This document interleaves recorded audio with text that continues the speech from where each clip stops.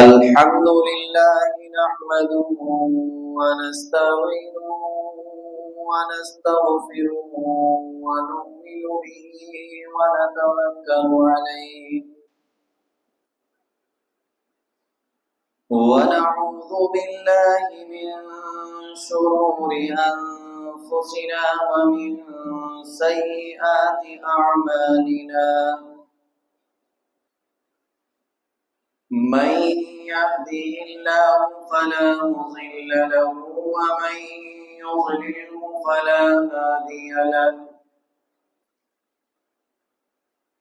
ونشهد أن لا إله إلا الله وحده لا شريك له ونشهد أن محمدا عبده ورسوله صلى الله عليه وعلى آله وأصحابه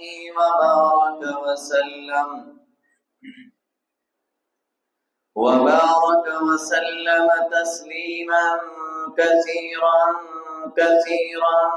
كثيرا أما بعد فأعوذ بالله من الشيطان الرجيم بسم الله الرحمن الرحيم ربنا وابعث فيهم رسولا منهم يتلو عليهم آياته ويزكيهم ويعلمهم الكتاب والحكمة صدق الله العظيم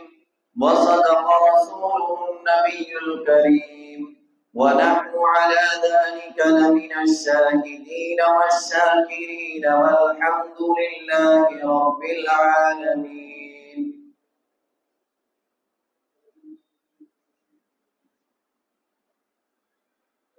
بدی کا زور تھا ہر سو جہالت کی گھٹائیں تھیں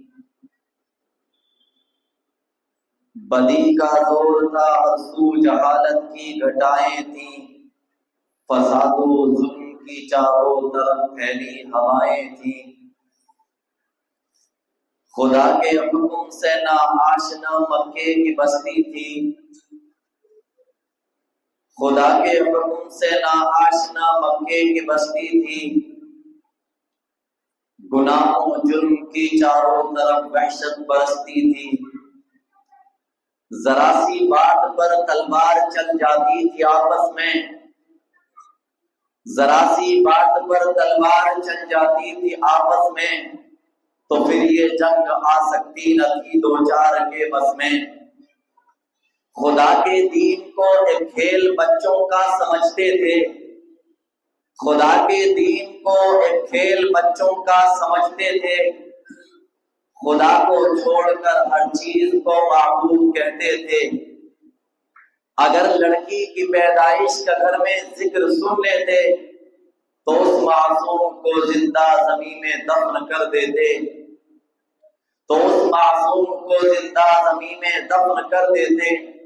وہ اپنے ہاتھ ہی سے پتھروں کے بت بناتے تھے انہی کے سامنے جھکتے انہی کی حمد گاتے تھے کسی کا نام عزا تھا کسی کو لات کہتے تھے کسی کا نام عزا تھا کسی کو لات کہتے تھے حبل نامی بڑے بت کو بتوں کا باپ کہتے تھے غرض جو بھی برائی تھی سب ان میں پائی جاتی تھی غرض جو بھی برائی تھی سب ان میں پائی جاتی تھی نہ تھی شرم و حیا آنکھوں میں گھر گھر بے حیائی تھی مگر اللہ نے جب ان پر اپنا رحم فرمایا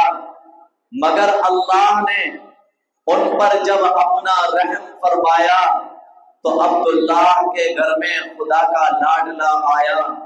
عرب کے بت قدوں میں گر پڑے تھرا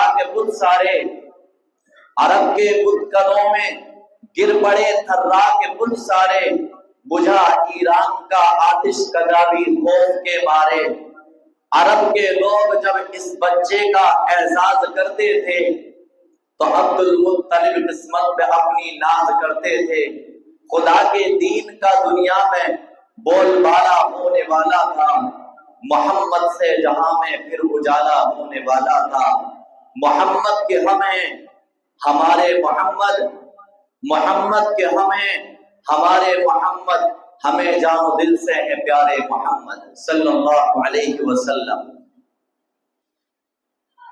عزیزان محترم، بزرگوں، دوستوں، عزیز دینی بھائیوں، معصوم بچوں، پردے کے اندر سماعت فرمانے والی میری اسلامی ماؤں اور بہنوں،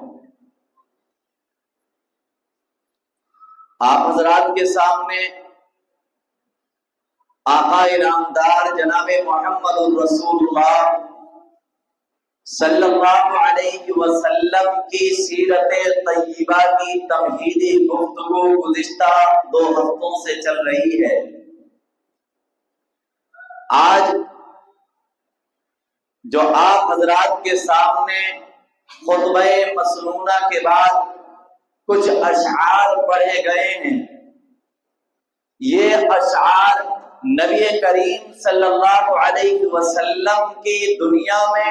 آمد سے پہلے عرب کی حالت پر موقوف ہیں.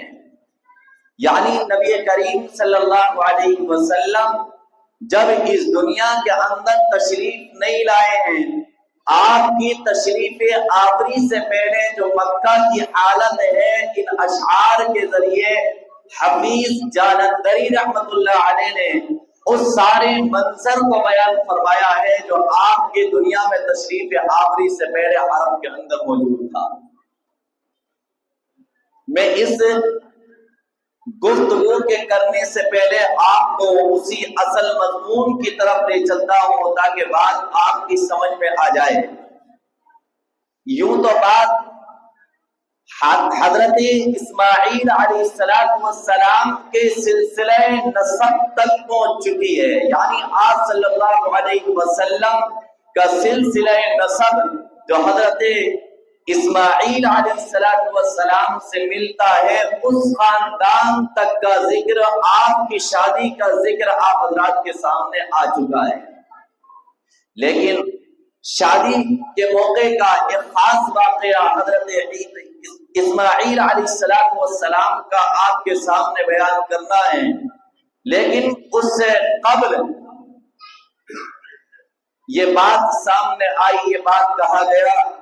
کہ حضرت ابراہیم علیہ السلام کی جو 2 بیویاں ہیں، نبی کریم صلی اللہ علیہ وسلم کا سلسلہ نسب حضرت اسماعیل علیہ السلام کی والدہ حضرت ہاجرہ سے ملتا ہے. وہی دوسری بیوی حضرت سارہ علیہ السلام ہیں. تو حضرت ہاجرہ علیہ السلام کا ذکر تو آپ کے سامنے آ گیا. عاشقین بھائی نے اس بات کا ذکر کیا تھا کہ کچھ حضرت سارہ علیہ السلام کا بھی ذکر آ جائے تاکہ دونوں بیویوں کا جو تذکرہ ہے وہ ہمارے سامنے آ جائے، ہمارے علم میں آ جائے. لہذا اس کی کچھ تمہیدی گفتگو آپ حضرات کے سامنے میں بیان کر رہا ہوں. حضرت ابراہیم علیہ السلام کا جو اپنا اصلی وطن ہے، آپ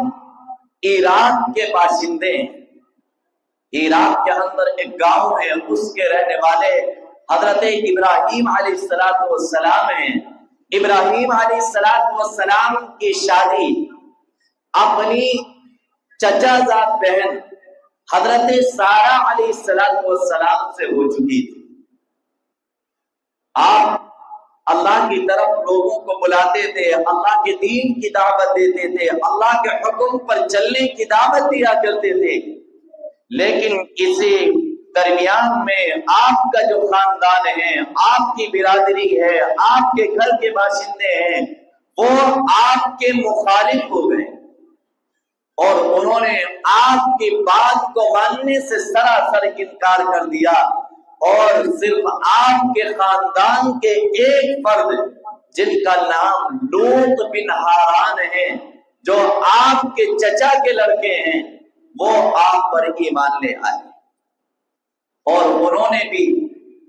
حضرت ابراہیم علیہ السلام کے ساتھ ہی ہجرت